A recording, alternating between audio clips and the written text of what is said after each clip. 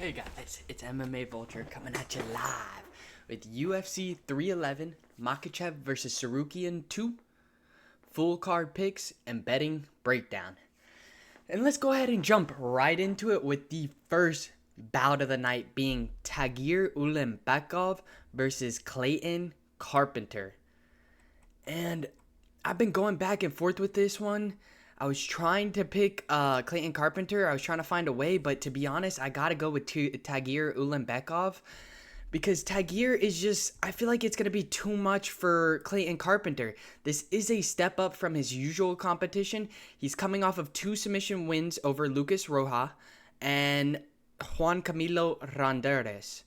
And those are very mediocre competition, to be completely honest. Roja, I'll give him credit, is a very skilled competitor in terms of striking and grappling, so I'll give him that one. But to be honest, the Ronderos one was a very mediocre fighter. He's not even in the UFC anymore. And then on the other side, we have Tagir Ulanbekov, where, as you see, he's coming off of 2 submission wins as well. One over Cody Durden, who was ranked, and then one over Nate Manes, who was an up-and-coming prospect that everybody thought was really highly skilled in terms of striking and grappling. So it's not like he's going out there and winning against trash cans. No, he's going out there and winning against really good, highly skilled fighters. Yes, he has the one loss to Tim Elliott, but that was absolutely ridiculous. He was getting eye poked. There was a lot of foul play going on in that fight. So definitely take that fight with a grain of salt, because that fight was absolutely awful in terms of refereeing. But let's go ahead and throw it back to this fight, in which, like I said, I am sticking with Tagir Ulanbekov. I think striking-wise, he's a good striker with that long, stiff jab. He mixes up his striking really well with his grappling. He is a solid grappler. If he has any trouble with the striking with Clayton Carpenter, he can throw it back to the solid grappling. He's got extremely strong takedowns. He's got the height and reach advantage here against Clayton Carpenter. I feel like there's a lot of signs pointing to Tagir Ulanbekov. He's got the height, reach advantage. He likes to strike from range, but he's also very good at mixing in his grappling with his striking. So he could find success in closing the distance and shooting for that single leg, double leg, and getting him down to the ground, maintaining control of him. Because, you know, he's the runt of the Dagestanis, but he's still a Dagestani with extremely good grappling and striking, to be completely honest. So I am picking Tagir Ulanbekov. Clayton Carpenter is no bum, no slouch. He is a solid striker that mixes up his shots very well as well to the head and to the body.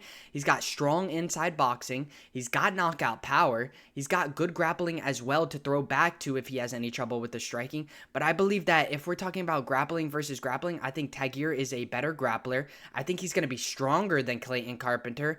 I think speed-wise, yes, Clayton Carpenter will be faster and will be better in that, like, kind of closer distance, if you will. But again, I just think it's going to be too much of a step up in competition for Clayton Carpenter, and I think it's going to be Tagir Ulanbekov getting his hand raised. I think it's still going to be a very close fight, and I think it's going to be a 29-28 decision win for Tagir Ulanbekov. And let's go ahead and look at the odds for this fight, in which Tagir Ulanbekov sitting at a negative 310, Clayton Carpenter sitting at a plus 260. I like Tagir sitting at negative 310. Great odds, to be completely honest. Not too wide, but you could still throw him in a parlay for sure. Over 2.5 sitting at a negative 275. Under 2.5 sitting at a plus 215. I like the over 2.5. I think it's Tagir getting the better of Clayton Carpenter in a very tit-for-tat close fight. But I think he wins it in a 29-28 unanimous decision. And let's go ahead and run it up to the next fight on this card in Ricky Turcios versus Bernardo Sopaj. And this is an interesting one because we have Sopaj, who is coming off an absolute brutal knockout from Vincus Oliveira, a flying knee knockout that absolutely dropped him. It was insane. If you guys haven't seen it, go watch that. But I am going to stick with Bernardo Sopaj over Ricky Turcios, though. I'll tell you why. You got Ricky Turcios, who's coming off of a submission loss to Raul Rojas, and a win over Kevin Natividad. Oh my gosh, Natividad. And he looked good in those fights. And even up against Ayman Zahabi, that's not a bad loss. Ayman Zahabi is a really skilled fighter, to be completely honest. So it's not like he's losing to terrible fighters. No, Raul Rojas is a very skilled grappler and striker. And then you have the win over Kevin, and then the loss to Ayman Zahabi. So he's losing against very skilled fighters, and I think that this is another skilled fighter on the other side. Yes, Sopaj got brutally knocked out. Yes, we don't know if his chin is still there because of the fact of how bad that knockout was. So that is something to definitely note. We don't know how his chin is going to be after that knockout. But I'm sticking with Sopaj. I think he's a very slick striker that's very calm and calculated in his fight style. Not only that, he has devastating knockout power. He has snappy high and low kicks. And if he has any trouble with the striking aspect, he can throw it to his grappling. He has pretty solid grappling abilities, to be completely honest. He has strong takedowns. He maintains control of you when he gets you down. He's got good explosiveness in terms of getting back up to his feet if he's ever taken down. I gotta go with Bernardo Sopaj over Ricky Turcios. I feel like Turcios has decent striking. He kind of lacks head movement. And yes, he has the long, stiff jab, but kind of sucks at maintaining that distance and really isn't the greatest in terms of striking. Yes, he has moments. Yes, he looks good in certain moments of the striking, but really he's a better grappler. He's got strong takedowns. He's got decent takedown defense. He does have the reach and height advantage here over Sopaj, but I don't think that's going to matter. I think that in terms of speed and explosiveness, it's got to go to Sopaj, and I think that he's going to be able to enter and exit the pocket easily against Ricky Turcios, and I think he's going to land a devastating shot that puts Ricky Turcios down. I think it's Bernardo Sopaj getting a knockout win over Ricky Turcios in what is a phenomenal comeback, hopefully. And let's go ahead and look at the odds here, in which Ricky Turcios sitting at a plus 285, Bernardo Sopaj sitting at a negative 360. Obviously, like I said, take it with a grain of salt in terms of betting on Sopaj, because we don't know if his chin is fully there after that vicious knockout, to be completely honest. But I am still going to pick him. I think in terms of fighting, he is a lot better than Turcios. I think he's quicker. I think he's more explosive. I think he's more athletic. I think that in terms of striking, he's going to have a striking advantage. Not only that, he has grappling to fall back on if he has any troubles, so just keep that in mind. I'm going with Bernardo Sopaj over Ricky Turcios, over 2.5 sitting at a negative 190, under 2.5 sitting at a plus 160. I could see this going to the cards, but I'm going to say Sopaj catches Turcios and puts him out. Give me Sopaj by knockout. And let's go ahead and run it to the next fight on this card in Rinya Nakamura versus Muin Gafurov. And I am going with Rinya Nakamura over Muin Gafurov. And it's because Nakamura is a really, really well-rounded fighter, to be completely honest. He is coming off of wins over Carlos Vera and Fernie Garcia. And then you have the win over Toshi Kazama, where he knocked him out. And then the win over Shoei Nose, where he knocked him out as well, got a technical knockout over in the road to UFC. He has been up against really good competition. It's not like he's going up against these bums in road to UFC, because they're known not to have the best competition. But to be honest, he has been looking phenomenal in every single one of his fights in terms of striking, in terms of grappling. He's got really good grappling. That's where his bread and butter is, to be completely honest. He has strong takedowns. He has quick transitions. He's got tricky scrambles. Not only that, he's got good striking to go along with his good wrestling, good grappling. He's got a long, stiff jab. He mixes up his shots really well. He knows how to maintain that distance. He knows how to strike from the outside too. And I think that he's going to be a lot better than Gafurov, to be completely honest. If he has any trouble, like I said, in the striking, he throws it back to the grappling, and I think he has a grappling advantage and a striking advantage, honestly, over Gafurov. I feel like Gafurov is a little bit slow at times, a little bit awkward and clunky at times as well. He is a very honestly average, kind of mediocre fighter with decent striking, and he's got the stiff jab as well. He's got quick combinations, I will say that. He's got strong calf kicks. He likes to rip those calf kicks. He's got all right grappling with decent takedown defense. I think that this is going to be a showing for Rinya Nakamura, to be completely honest. I think that he's going to take this down to where he has the full advantage, and I think that's grappling, and I think that he's going to beat Muin Gafurov, and I think it's going to be by decision, to be completely honest. I could see him working the body of Gafurov, kind of eating away at him. Not only that, landing some takedowns, garnering that control time, and eating away at the clock. So I'm going to say Nakamura via decision. And let's go ahead and look at the odds here on this fight. And Nakamura is a negative 510, which is insane to me. I believe the odds are a little bit wide on this one, to be completely honest. And then Gafurov sitting at a plus 385. I'm going with Nakamura. Over 2.5 sitting at a negative 225. Under 2.5 sitting at a plus 185. I agree with the odds. I think that this goes to the scorecards, and I think it's Rinya Nakamura getting the better of Muin Gafurov via decision. And let's go ahead and run it up to the next fight, in which is a ladies fight of Carol Rosa versus Ailin Perez. And in this one, I am going with Ailin Perez. Yes, I get it. It's a step up in competition for sure. I'm not going to sugarcoat it. It is definitely a step up in competition for Ailin Perez. But I think that she can get it done, to be completely honest. She's coming off of a win over Daria Zelezniakova, where she got the submission finish. Then the win over Jocelyn Edwards, where she had a little bit of a tough time on the ground with Edwards' reversals. But other than that, she looked phenomenal in that fight. Her striking looked good. Her grappling looked phenomenal. But again, she is going up in competition against Carol Rosa, who has relatively good striking. She has good inside boxing. She has good high and low kicks as well. So she really knows how to mix it up to the head and to the body. She does have kind of all right grappling with decent takedown defense, so that is something to note. Where I think Ailin Perez has the advantage is that grappling, and where Carol Rosa, I believe, has the advantage is the striking.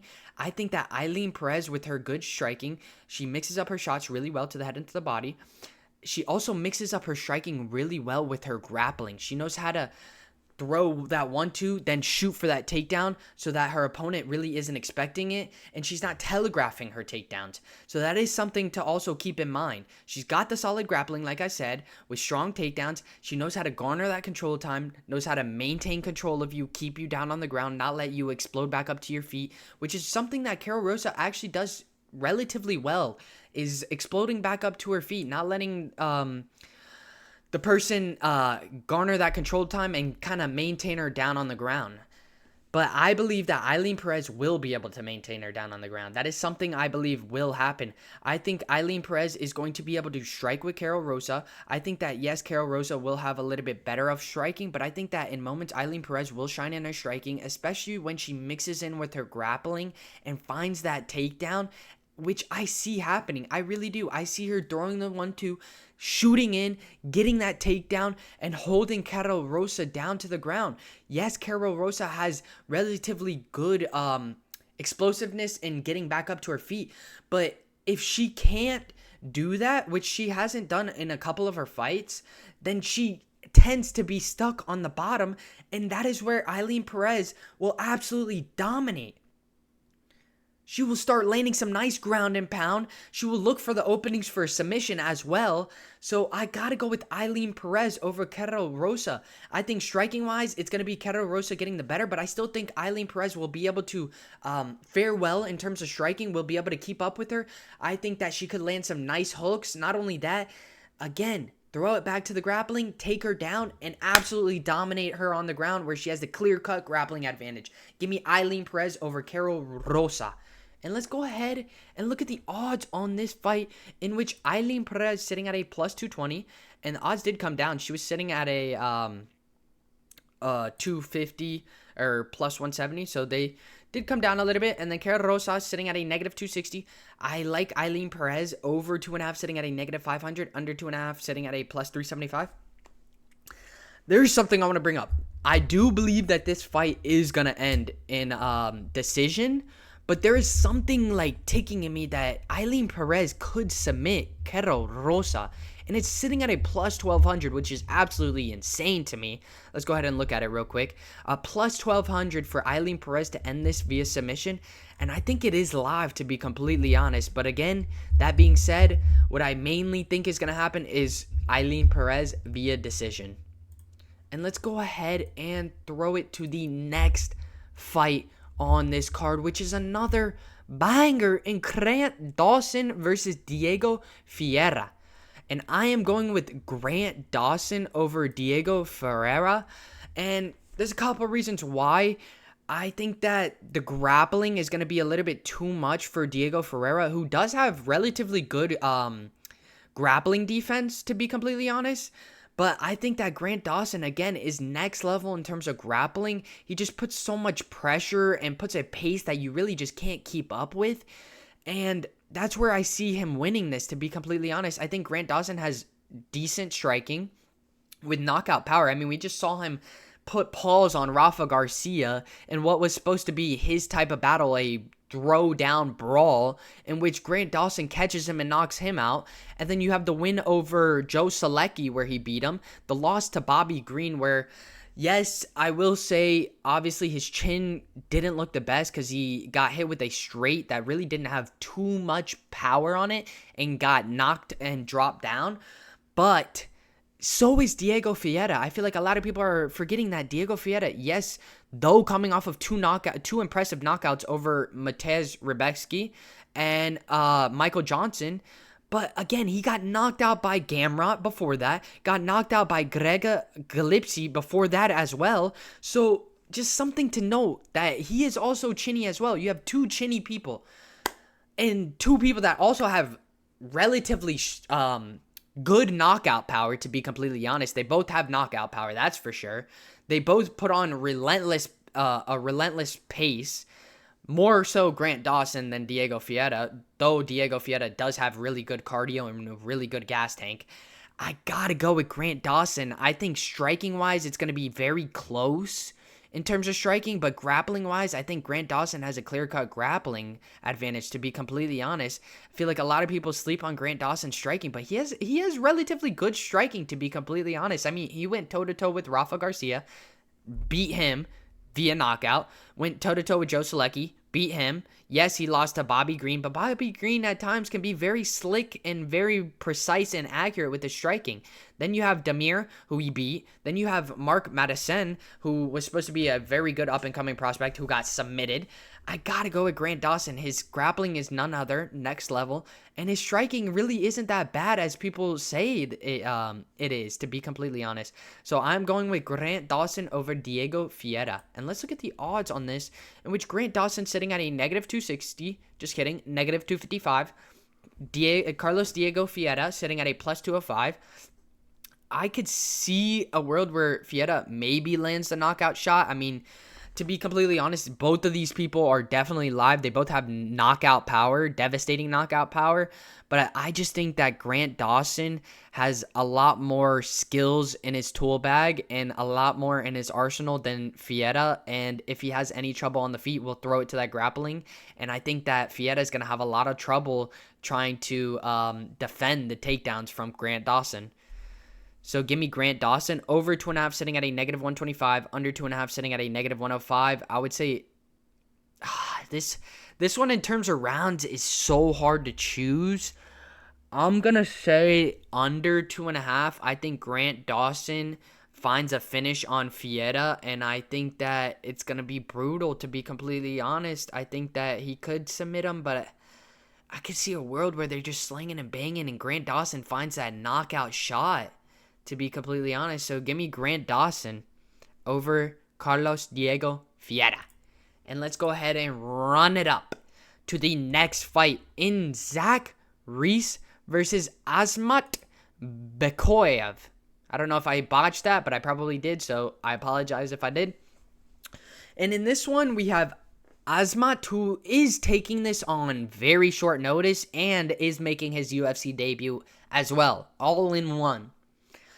And that is why I'm going with Zach Reese. You have Zach Reese, who has been looking phenomenal as of lately. Beat Jose Medina, beat Julian Marquez via knockout. And then also lost, yes, to Cody Brundage, which I feel like was kind of like one of those mistakes. It was a mistake. Flat out, it was a mistake. I don't think that should have happened. I think Zach Reese is better than that. He got caught, and it is what it is. He got slammed and just went out. Zach Reese is still a dog, is still a very good striker, grappler mix. I actually had Zach Reese to submit Cedric Dumas, but in this one, it's a little bit different because Asma actually has relatively good ground game. He knows how to maintain control of you. He knows how to garner that control time. He knows how to take you down. Not only that, he's got strong takedowns. He's got tricky submissions, and honestly, he's got relatively quick transitions as well. So I will say, in terms of grappling, it's going to be fairly close between these two, but I think striking wise, I think Zach Reese still is a little bit better of a striker than Asmat. Yes, Asmat, both sides of this, they both have knockout power. Let's just get that out the way. They both have a long, stiff jab. I think Zach Reese knows how to mix up his shots a little bit better than Asmat does. I think Asmat at times gets a little bit overzealous, a little bit chaotic, and throws these wild looping shots, whereas Zach Reese tends to do that at times, but it's a lot less than when Asmat does it. And I think that Zach Reese puts on a pressure and pace that Asmat's not going to be able to keep up with. And I think that Zach Reese could end this early, to be completely honest. You have Asmat, who really hasn't been up against the best competition. You have him knocking out Chauncey Foxworth, then him winning up against Lucas Fernando, then the win over Dylan Budka. And Dylan Budka in the UFC hasn't done shit, to be completely honest. He's absolutely garbage. He is just not UFC material, and we're going to see if Asmat is UFC material. I don't believe he's going to be. I think Zach Reese is going to be too much. I think that this is a step up in competition than what he's usually used to, and I think Zach Reese is going to get the W. And let's go ahead and look at the odds here, in which they don't have the odds. My apologies, I forgot. We have Zach Reese and Cedric Dumas, but they have not changed the odds for Zach Reese and Asmat, so we're going to go ahead and move along, but let's go ahead and run it up to the next fight, in which is a very, very interesting fight. I actually really love this matchup in Jailton Almeida versus Sergey Spivak. And I am going with Jailton Almeida, of course, over Sergey Spivak. And Jailton Almeida is coming off of the win over Alexander Romanov, where he got the submission. Yes, he got knocked out by Curtis Blades, which was brutal, but still, he looked good in that fight in moments. He beat Derek Lewis. Beat Rosenstruck via submission. He's a very well-rounded fighter, to be completely honest. He's got good striking. He mixes up his shots really well. He's got quick high and low kicks. He's got strong grappling to throw it back on if Sergey gives him any problems in the striking, which I don't believe will happen. But not only that, he's got strong takedowns, quick transitions, tricky submissions. He's got the speed and grappling advantage over Sergey Spivak, because Sergey is very awkward and clunky, very kind of slow, to be honest, in his striking. And although he is a little bit slow, at times he can be good with his striking. He's got the long, stiff jab. He sometimes is very good at maintaining that distance, but again, sometimes he gets a little bit awkward, chaotic on the feet, and leaves himself open for getting clipped, which is something you can't do against Jailton Almeida, who's very calm and calculated in his striking. Not only that, Sergey Spivak doesn't have the greatest grappling. Yes, he has the win over Marcin Tiberi, where he got the armbar, but he's not really known for his grappling or jiu-jitsu abilities, to be completely honest. And not only that, he's got suspicious takedown defense. So I got to go with Jailton Almeida. I think Jailton has a clear-cut grappling advantage. Speed advantage he has as well. Not only that, he has a reach advantage. So he has a lot of advantages on his side. And I think that Jailton Almeida is a lot better than Sergey Spivak. And we're going to see it this Saturday. Give me Jailton Almeida to beat Sergey Spivak. And let's look at the odds here, in which we have Jailton Almeida sitting at a negative 420. Sergey Spivak sitting at a plus 320. I agree with these odds. I think that Jailton has a clear-cut grappling advantage. I think even striking advantage. He's he's got as well, because he's got the speed, he's got the explosiveness advantage. I think that everywhere this fight goes, Jailton is going to be better than Sergey. Yes, Sergey's going to have some moments, but I think it's going to be Jailton Almeida having more moments and bigger moments. So give me Jailton Almeida over 1.5 sitting at a -120, under 1.5 sitting at a -110. I'd take the under 2.5 to be completely honest. I think Jailton ends this early, and I think it's going to be brutal. And let's go ahead and run it to the next fight, in which is Peyton Talbot versus Raoni Barcelos. And in this one, you already know who I'm going with. None other than Peyton Talbot, the up-and-coming savage with incredible skill in terms of striking, grappling, absolutely brutal knockout power. As you guys can see, he's coming off of 2 knockouts. One to Yanis Gamori, where he absolutely flattened him in like 20 seconds, 15, 20 seconds.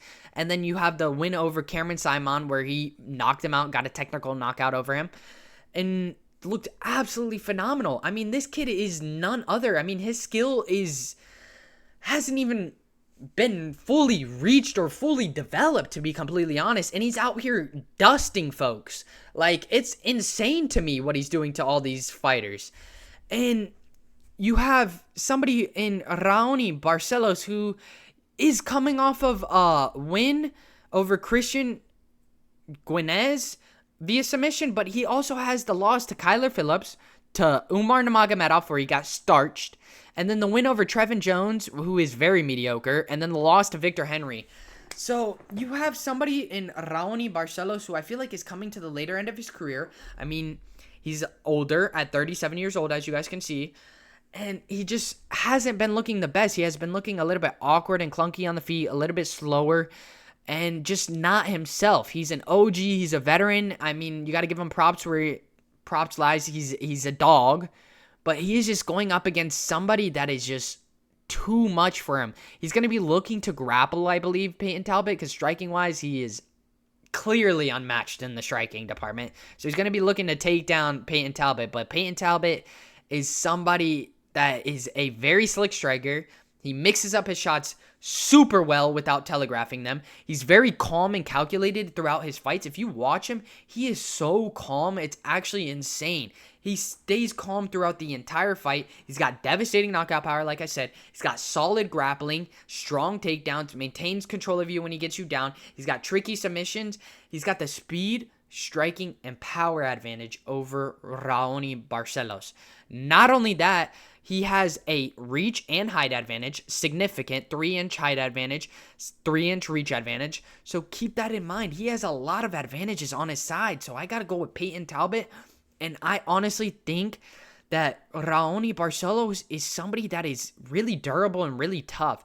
So there is part of me that I see like, oh, Peyton Talbot is such a very high-skilled and up-and-coming prospect that he could go in there and he could absolutely starch Barcelos. Absolutely starch him. And then there's part of me saying, oh, Barcelos is still no bum, no slouch, in which he could go 3 rounds with Peyton Talbot. It's so close. I really see Peyton Talbot finishing him, but at the same time, I feel like Barcelos is also liable to end this via decision. Or not end this via decision, not him win it via decision, but be able to last throughout the 3 rounds. So that is something to note, but I am going to pick Peyton Talbot to knock out Raoni Barcelos. And let's go ahead and look at the odds real quick. We have Peyton Talbot sitting at a -1200. Raoni Barcelos sitting at a +750. I got to go with Peyton Talbot. Over 1.5 sitting at a -165. Under 1.5 sitting at a +135. Obviously, the odds makers thinks that it could go over 1.5, and I agree, dude. I feel like a lot of people are on this train of Peyton Talbot is huge. Yes, he is. He's got a lot of skill, but eventually he is going to come up to I don't want to say a brick wall, but I mean, he's going to run into a brick wall. And I'm not saying Barcelos is that brick wall. I just think that Barcelos is good enough to hold up in the sense of lasting throughout the rounds. I think that he can have some moments and be able to survive until maybe the 3rd round. Give me Peyton Talbot to beat Barcelos. I'm going to say by knockout, but I am going to keep it open to decision because I think that it could definitely be live to hit for a decision. But give me Peyton Talbot by knockout, and that is sitting at a negative 210. And let's go ahead and run it up to the next fight on this card in Bogdan Guskov versus Billy Elkana. And I am kind of pissed. It sucks because Billy Elkana is taking this on short notice. He is replacing Johnny Walker, who got injured all of a sudden, which is really unfortunate. I really wanted to see Bogdan Guskov versus Johnny Walker. I think that would have been an absolutely amazing fight. A very close tit-for-tat fight that would have been phenomenal to see. But he got injured, and we have somebody in Billy Elkana who is stepping in on short notice. And I got to give him props for stepping in on short notice. This is his UFC debut as well, so all in one again. But you have somebody in Bogdan Guskov who is number 14 in the UFC and is just going to be way too much for Billy Elkana. I'm going to be completely honest. I mean, you have somebody who is coming into the UFC who really doesn't have the best of experience in terms of he beat Jireel Simones in Lights Out, whatever that promotion is. Then we have the win over Campbell in PFL. Obviously, we know what PFL is. Then we have the win over Tristan Overig in PFL. Again, I just feel like all these people, LFA, too. He's got the knockout win over Coleman Scriber. I feel like all these people are just not the level of competition that UFC is. I mean, let's go over to Bogdan.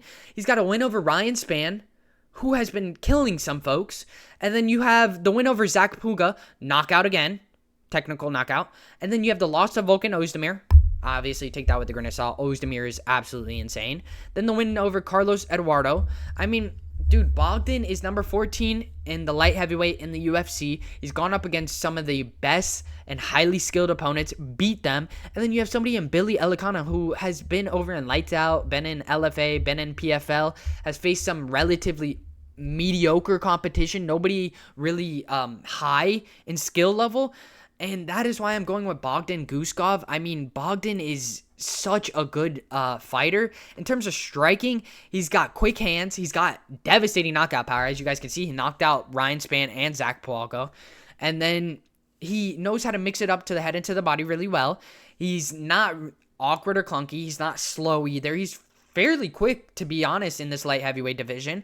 He's going to have the striking advantage. In terms of grappling, he's got a pretty decent grappling skill set. He knows how to take down, and he knows how to maintain control of you when he gets you down, and he knows how to land some nice ground and pound. So I'm going to go with Bogdan Guskov. You have, on the other side, like I said, Billy Elkana making his debut. He has pretty decent striking with the long, stiff jab. He mixes it up relatively well. Take that with a grain of salt. There's a reason why I'm saying it like that. He's got a kickboxing style with good high and low kicks and relatively decent striking, but I got to give it to Bogdan Guskov. This is going to be somebody that is going to be easy for him, to be completely honest. I think that Bogdan Guskov is going to absolutely run through Billy Elkana. I don't think Elkana has faced anybody with the skill set or the prowess of Bogdan Guskov. So give me Guskov to beat Elkana. And let's look at the odds here, in which you have Bogdan Guskov sitting at a negative 300, Billy Elkana sitting at a plus 250, over 1.5 sitting at a plus 125, under 1.5 sitting at a negative 155. I like the under 1.5. I think Guskov ends this early, and I think it's going to be in brutal fashion. I think he knocks him out. I think he absolutely starches Billy Elkana. And as you guys can see above, we had Bogdan versus Guskov at plus 145 and negative 165. That was going to be such a good fight, but we still got Bogdan Guskov a fight, and he's going to absolutely starch Billy Elkana. I think he's going to absolutely brutalize him. But let's go ahead and move along to the next fight, in which is the main card opener in Kevin Holland versus Reina de Raida. And oh my gosh, in this one, I've been going back and forth between these two, but I am picking Kevin Holland for a couple of reasons. First off, Reinier de Raida kind of leaves his chin up a lot and leaves himself to getting clipped. And I will say, on the other side for Kevin Holland, he is very inconsistent as of lately. we don't know which Kevin Holland we're going to get necessarily, so that is something to note. But I think that we have a Kevin Holland who is 2-5 in his last 5 fights. He needs a win. He's coming off of the loss to Roman Dolidze, where he had a rib injury in the midst of the fight. And he was looking good, to be completely honest. I mean, he had moments. And then you have the win over Michael Olajaychuk, where he got the submission. The loss to Michael Venom Page, where he got outworked, outstriked. And then the loss to Jack Della Maddalena, which is all highly skilled fighters. It's not like he's losing to trash cans. No, he's losing to actually highly skilled fighters that are up in the ranks. And then you have Reinier de Ridder, who is coming off of a win over GM3 via submission, which is really impressive. But in the moments, in moments in that fight, you had Gerald Meerschaert, who actually was outstriking Reinier de Ridder and actually looking better than Reinier de Ridder. I think that in terms of striking, I think that it's going to be Kevin Holland getting the better of Reinier de Ridder, to be completely honest. I think he's slicker. I think his head movement's better. I think that Reinier de Ridder sometimes telegraphs his shots. I think that sometimes he's a little bit awkward and clunky on the feet, to be completely honest. As much as people don't want to say it, he is. He's still got good striking, but at times he's a little bit awkward and clunky. Whereas you have Kevin Holland, who is slick. He's got the head movement. He's very good at entering and exiting the pocket like Michael Venom Page. I mean, you have somebody who I think could beat Reinier de Ridder, to be completely honest. I think that Kevin Holland has a good grappling prowess in the sense that he could stop the takedowns of Reinier de Ridder. He could even land some takedowns of his own if he wanted to. I do think that he's going to mainly want to stay on the striking aspect of this, because I think he clearly has a striking advantage, to be completely honest. I think he's got speed on his side. I think that explosiveness can go on both sides of this. I think that I see Kevin Holland being able to enter and exit the pocket. I think Kevin Holland is going to try and maintain that distance, kind of strike from the outside, pepper Reinier de Ridder from the outside, and beat him. I think that he could snub the takedowns of Reinier de Ridder and get the better of him. Yes, Reinier de Ridder has good striking and sometimes looks awkward and clunky, but he's still got that long, stiff jab. He's got devastating knockout power. He was a 2 Division 1 FC champion. But I just think that you have somebody who can't lose on the other side of this in Kevin Holland. And then you have somebody who did put on a good performance against GM3, but was getting outstruck and was looking a little bit slow in the striking and wasn't looking as good in the later rounds. So as this fight goes on, I'm going to give that advantage to Kevin Holland. I think speed-wise and striking-wise, he has that advantage. I think Reinier de Ridder has the grappling advantage and the strength advantage, but I'm going to go with Kevin Holland to beat Reinier de Ridder in a very tough, close, back-and-forth battle. And something to also note that I want to bring up is the reach advantage is also on Kevin Holland's side, so that is something to note. And let's go ahead and look at the odds here, in which Kevin Holland sitting at a -105, Reinier de Ridder sitting at a -115. This is as close as it gets, to be completely honest. This is legit a coin flip, in which I'm picking Kevin Holland. I think he beats Reinier de Ridder, to be completely honest. I think he's got the striking advantage, like I said. He's got the reach advantage. I think he stays on the outside, strikes from the outside, and outpoints and outbeats Reinier de Ridder. I think he snubs the takedowns if Reinier de Ridder goes in for any takedowns. Over 1.5 sitting at a -185. Under 1.5 sitting at a +155. I think that this hits the cards, and I think it's Kevin Holland getting the better of Reinier de Ridder. And let's run it up to the next fight on this main card in Beneil Dariush versus Renato Moicano. This card is absolutely stacked from top to bottom. I am absolutely excited for this main event, or this main card. We have Beneil Dariush versus Renato Moicano, and I am going with money Moicano. I ended up picking BSD over Moicano, and he absolutely starched him. Like, put him down on the ground, triangle locked him, and beat the shit out of him. It was insane.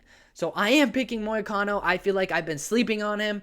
I haven't been giving him his full credit that he deserves and he's earned, rightfully so, seeing as he beat BSD, brutal fashion, beat Jalen Turner.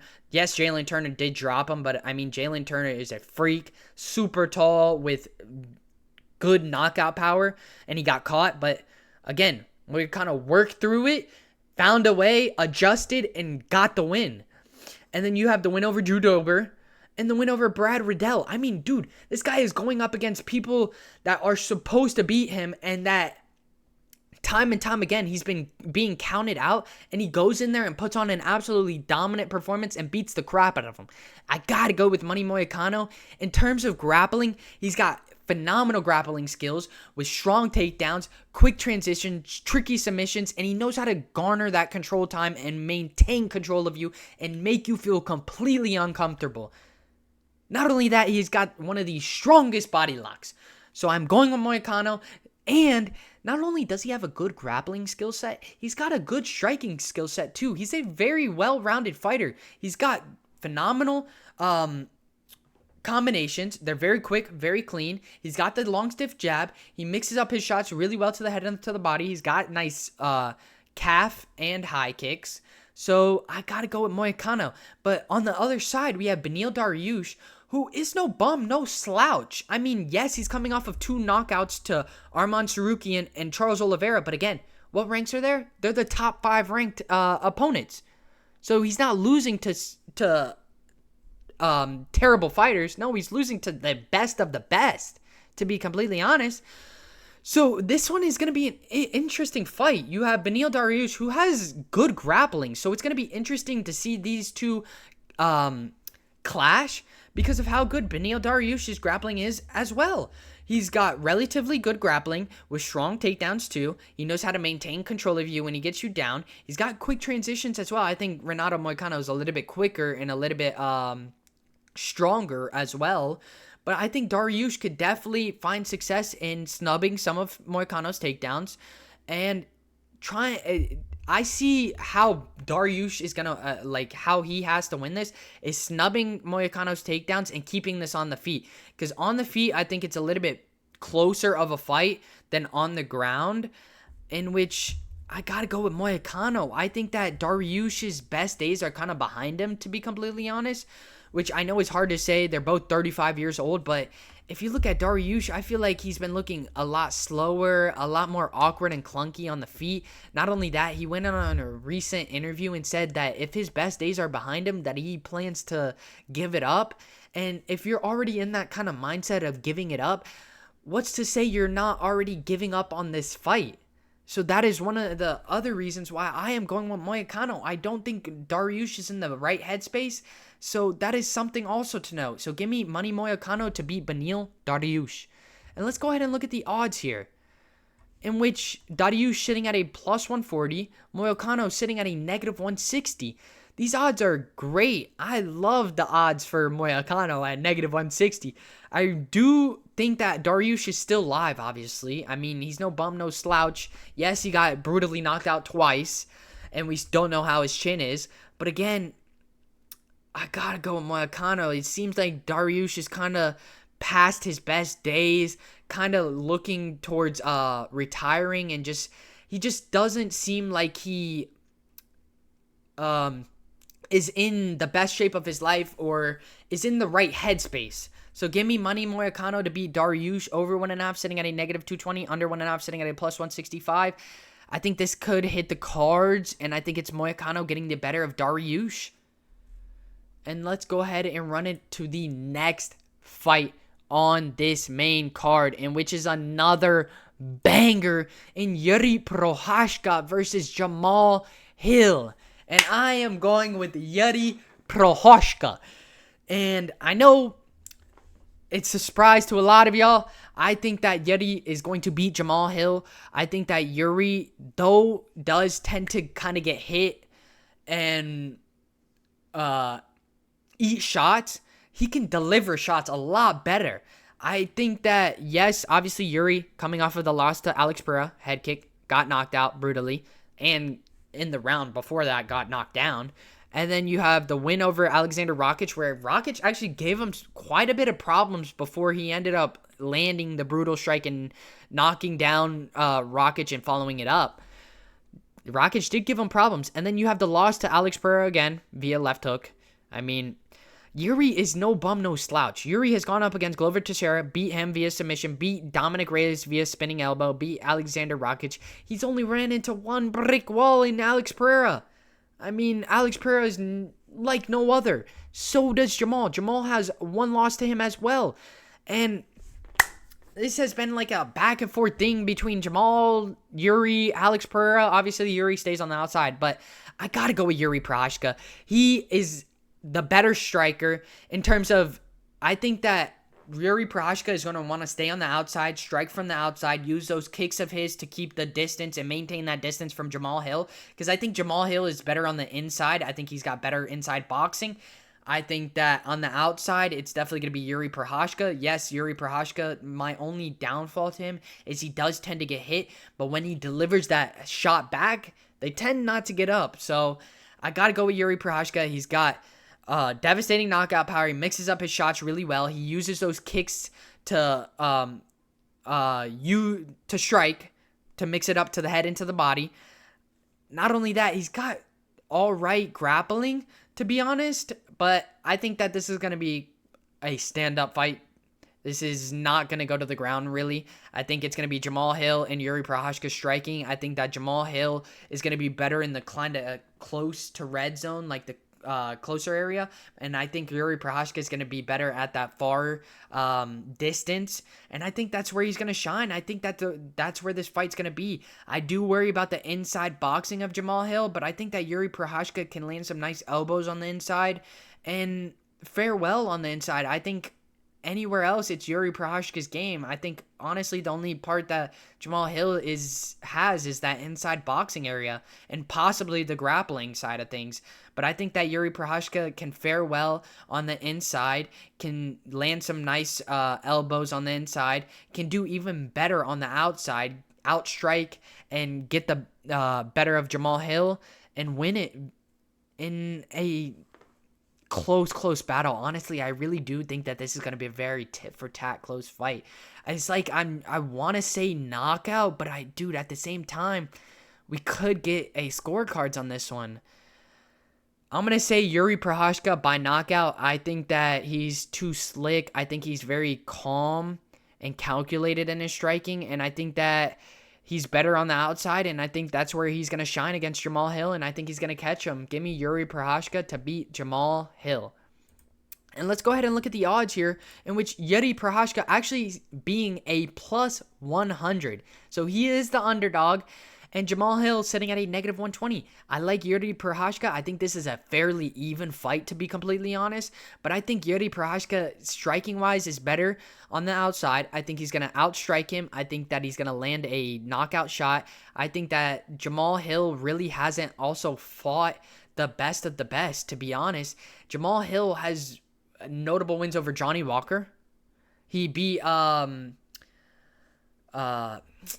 let's go back real quick for a second. Glover Teixeira, as he was on the later end of his career. So just some things to know. I really just think that Jiří Procházka's skill-wise is a lot better than Jamahal Hill. And I feel like Jamahal Hill kind of lacks in the skill and just hasn't really fought anybody really in the top 5, to be honest.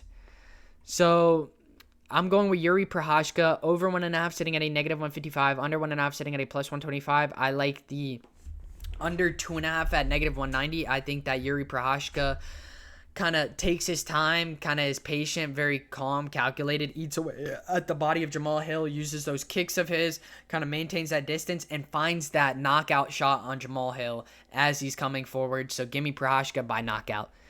And let's go ahead and look at the next fight, which is the co-main event of the evening in Merab Dvalishvili versus Umar Nurmagomedov. And I am going with Umar Nurmagomedov over Merab Dvalishvili. Umar Nurmagomedov coming off of a win over Corey Sandhagen, then the win over Bazkat Almakan, and the win over Barcelos, where he starched him. I think Umar is better than Merab in terms of striking wise. In terms of grappling, it's going to be fairly close and fairly interesting to see, to be completely honest. I think that Umar is a lot slicker in terms of striking. I think that He's also quicker in terms of striking. He's got longer jab than Merab. Not only that, he mixes it up very well. He's got quick, clean combinations. He's got those leg kicks, which are absolutely quick, snappy from high to low. You will not see them coming. They are super sneaky. And he has the grappling to throw it back on if he has any trouble in the striking, which I don't believe he will. So I don't really see how Merab is going to win this. The only way I see him winning this is due to Umar maybe gassing out as the later rounds come. I will say Merab has the advantage in terms of as this fight goes along, it's going to favor Merab because I think Umar's gas tank is a little bit weary, especially coming into a 5-round fight like this. I think that Umar will still get the better of him. I mean, in terms of grappling, I see Umar snubbing Merab's takedowns, getting some of his own, maintaining control of Merab on the ground, whereas Merab will have a little bit of trouble controlling Umar, I believe. And then striking-wise, it's completely Umar over Merab. Merab doesn't have the best striking. He mixes up his striking with his grappling, but he really isn't the best at mixing those two together, to be completely honest. He throws it and then goes instantly for a takedown, in which I think Umar Nurmagomedov will see coming a mile away because he does it every single time. And Merab really hasn't been up against the best grapplers. Yes, Sean O'Malley, horrible grappler. Henry Cejudo, very good grappler, I will say that. And then Peter Yan, striker more than grappler. Jose Aldo, very good grappler. So Merab has gone up against some really good fighters. Obviously, a lot better of competition than, I will say, Umar Nurmagomedov. Obviously, that is one of the reasons why everybody was saying not to give, or why Merab was saying not to give Umar a shot. But either way, I believe it's Umar getting the better of Merab. I think striking-wise, Umar is a lot better of a striker. He's got the kicks to go along with it.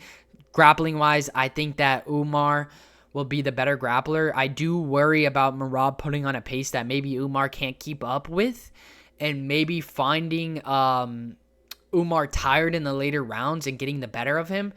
But I'm going to stick with Umar. I think that he can get it done. I think that he has heard all this chatter about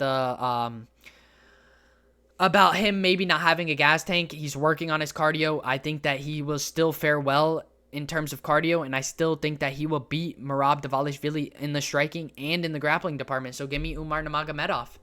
And let's go ahead and look at the odds on this co-main event, in which Umar Nurmagomedov sitting at a -310, which is kind of insane to me, to be completely honest. Yes, Umar has way better striking and then has the grappling to match Merab, but again, Umar really hasn't been up against the best competition. Yes, he went up against Corey Sandhagen, but other than that, who? So that is something to note, but I am sticking with Umar Nurmagomedov. I think that he beats Merab Dvalishvili. I think that he's a better grappler. I think that he's even a better striker for sure. The clear-cut grappling advantage, the clear-cut striking advantage goes to Umar. In terms of grappling, they're fairly even, but I think Umar Nurmagomedov will have the better moments, will out-strike him, will out-damage him, will out-grapple him. So give me Umar Nurmagomedov to beat Merab Dvalishvili. Over 1.5 sitting at a -1400, under 1.5 sitting at a +700, over 2.5 sitting at a -650, under 2.5 sitting at a +400, over 3.5 sitting at a -410, under 4.5, or under 3.5 sitting at a +280. I think this fight goes over, to be completely honest. I see this hitting the scorecards, and I see Umar getting the better of Merab. And let's go ahead and run it to the main event of the evening. If you guys haven't, make sure you guys hit that like and subscribe button, and let's throw it to the main event in Islam Makhachev versus Arman Tsarukyan 2. This is a rematch from 6 years ago or 5 years ago. So this is going to be an interesting one. I am, of course, going with Islam Makhachev. He is the best in the world. The reason why I am going with Islam Makhachev is you have Arman Tsarukyan, who had a very, very difficult fight with Charles Oliveira in his last one. He ended up almost getting submitted by Charles Oliveira. And if you are in that same exact position with Islam Makhachev, you are not getting out. Those shorts are not coming off or slipping off to save you. No. Makhachev is locking that shit up, making sure you can't get out of it, and submitting you. That is something that is not going to happen with Makhachev that happened with Oliveira. Not only that, Oliveira had moments in the striking and grappling, and it was a very tit-for-tat close fight. Whereas with Makhachev got rid of Oliveira quickly. Yes, obviously MMA math doesn't work like that, so that is not why I'm picking him. But I just think that Arman Tsarukyan is being a little bit Arman Tsarukyan is very good, but I think that he's just not as good as Islam Makhachev. I think grappling-wise, it's going to be fairly close. Arman has really good grappling in the sense that he knows how to control you when he gets you down. He knows how to transition very quickly. He's got tricky submissions. We know that. He's a very well-rounded fighter also in the fact that he has good striking. He's got the knockout power. He mixes up his shots really well. He's got the kicks to go along with it. But, dude, he's just going up against somebody who is just insane. I mean, none other than Islam Makhachev. I don't know anybody like him. I really don't. Tsarukyan has very good finishes over Dariush, Joaquin Silva. He's got nice wins and then finishes over Dariush and Silva. And the win over Demir. But those aren't people like Islam. I'm going to be honest. Islam is just somebody. He's a different species. Let's just put it that way. He's a different species. Nobody's going to beat him. He's absolutely insane. Yes, Arman put up a tough fight a couple of years ago. Yes, Arman has been getting better and better as his fights go along. But who's to say Islam Makhachev hasn't been getting better and better as his fights go along? I mean, we just saw him go up against none other than Dustin Poirier. Yes, he submitted him, but he went toe-to-toe with one of the best strikers in the division, and he outstruck him. So I am going with Islam Makhachev. His striking has gotten better. His grappling has gotten better. I mean, dude, Islam Makhachev is the best pound-for-pound fighter on this planet. Nobody is going to beat him. I don't think Arman Tsarukyan is going to beat him. I think that Arman Tsarukyan could have moments, but I don't think he's going to beat Islam Makhachev. I think Islam Makhachev is too dominant. I think that just as much as Arman Tsarukyan has been getting better, so has Islam Makhachev. Striking-wise, his striking is like no other. He has worked on developing his striking really, really well. And we saw that in the Dustin Poirier fight. So I'm going with Islam Makhachev to beat Arman Tsarukyan. I think he has a striking advantage. I think grappling-wise, it's a lot closer, but it's still Islam Makhachev getting the better. And let's look at the odds here, in which Islam Makhachev sitting at a negative 370, Arman Tsarukyan sitting at a plus 295. I like Islam. I think, like I said, he's got the striking advantage. I think grappling-wise, it's closer. But I'm going with Islam Makhachev to beat Arman Tsarukyan. And I like the overs in this fight. I think that this fight goes over. I think that Arman's very tough and very hard to get out of there. But, dude, it's like I could see Islam Makhachev finishing Arman Tsarukyan, but I also could see this fight going the distance. Give me Islam Makhachev via decision. I think this fight hits the cards, and I think it's Islam Makhachev getting the better of Arman Tsarukyan. And if you guys haven't, make sure you guys hit that like and subscribe button. And I'll catch you guys in the next one. Peace.